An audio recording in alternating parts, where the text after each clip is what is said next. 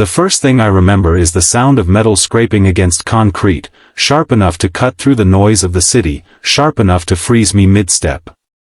It was a wheelchair, one that had collided with the uneven pavement beside a busy cafe where I was supposed to meet a girl I had been talking to for 3 weeks.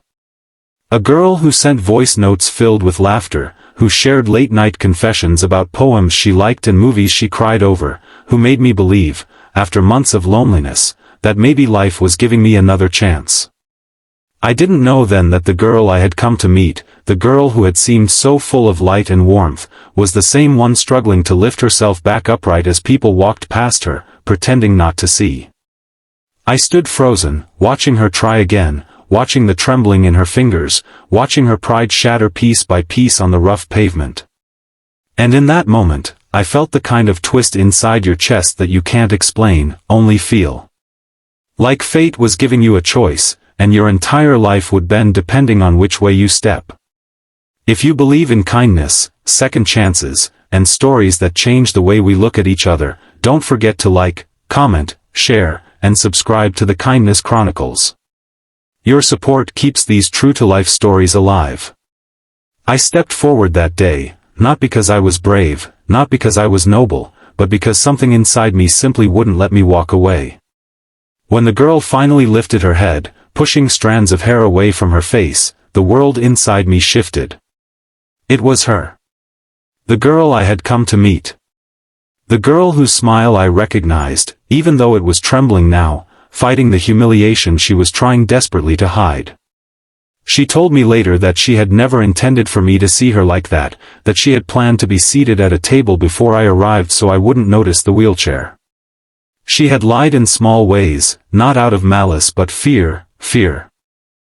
That I would disappear the moment I saw she was half-paralyzed, fear that I would treat her as incomplete, fear that what we had built over messages and calls would crumble in real life. She had been tricked into hoping for love, and in her panic, she had tricked me into seeing only half her truth. The early days were a strange mixture of tenderness and distance. I tried to act normal, tried to pretend I didn't hover when she moved, tried not to ask questions she wasn't ready to answer. She noticed everything, even the things I thought I hid well, the slight hesitation when she asked if I wanted to walk in the park, the quick glance I gave her chair when she said she liked long outings, the way my hands sometimes fluttered awkwardly between wanting to help and not wanting to make her feel helpless. She lived between two worlds, the one she controlled with fierce independence, and the one her body sometimes refused to obey. And I lived between my intentions and my insecurities, not yet brave enough to admit how much she moved me, how much I wanted to understand her, how much I feared hurting her without meaning to. She told me her story slowly, like peeling back layers of a wound that had never quite healed. A car accident 2 years ago.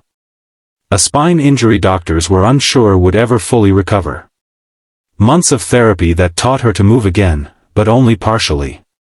A father who worked double shifts and a mother who cried in secret when she thought her daughter was asleep. She had once been a dancer, light on her feet, always spinning, always moving, always dreaming of stages and spotlights. And then everything collapsed into a hospital bed with white ceilings and doctors who used words like adjust, limit, and uncertain. She had learned to smile again, but it was a stitched smile, fragile around the edges. She had learned to hope again, but only in small, careful doses, like someone placing drops of water on seeds they weren't sure would ever grow. The more I learned, the more I understood the small silences between her words, the battles she fought even when no one saw her moving. She wasn't weak. She wasn't broken. She was a storm that had learned to stand still. And that changed something inside me, something I didn't want to admit, because if I cared too much, I would have to confront the question that she carried in her eyes every time she looked at me. Was I here because I wanted to be, or because I pitied her? Weeks passed. We grew close in ways that felt both fragile and fierce. She would tease me about my terrible handwriting. I would bring her random things that made her smile, a chocolate bar she liked, a book she once mentioned, a blanket for cold evenings in the park. But under the warmth was an unspoken tension, a fear that sat between us like a shadow.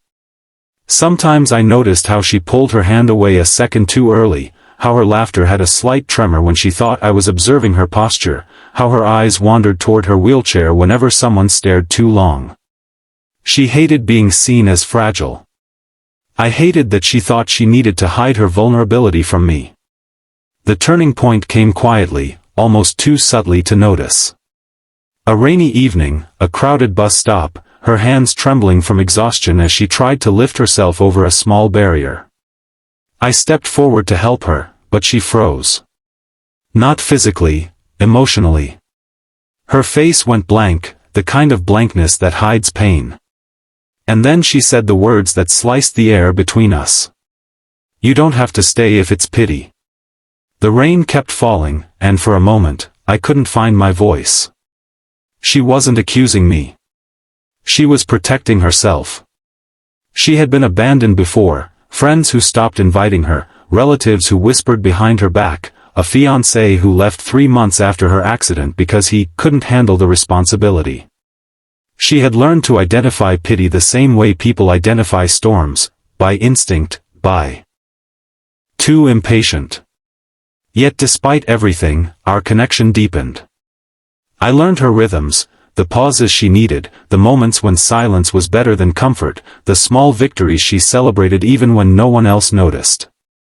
She learned mine, the way I worried without showing it, the way I listened more than I spoke, the way my presence meant commitment even when my words didn't say enough. The day she took her first unsupported step in months, she wasn't looking at the ground. She was looking at me, as if searching for something in my expression. And what she saw, pride, awe, affection, made her eyes fill with tears. Not because of pain. But because for the first time, she believed that someone saw her not for her limitations, but for her strength. Our journey wasn't perfect. It wasn't dramatic or glamorous. It was slow, patient, intimate. It was two people learning to walk together even when one of them struggled to move at all. And with each passing day, the fears she carried began to soften. She laughed more. She opened up more. She trusted more. And one evening, as the sun dipped behind the horizon and the world turned gold, she finally told me the truth she had been afraid to say out loud, that she loved me, but only if I loved her without pity. And I did. I loved her for her resilience, her honesty, her stubborn spirit. I loved her because she made me want to be a better man. I loved her because she taught me that real strength isn't about perfection, it's about vulnerability, courage, and choosing hope even when hope feels fragile. Our story didn't end with miracles or sudden cures. She is still half paralyzed. She still has days when moving feels like climbing a mountain. But we face everything together now, not as a man helping a fragile girl, but as two people holding each other's weight in different ways. She gives me strength as much as I give her support. And that balance, that quiet, unshakable bond, is the foundation of our love.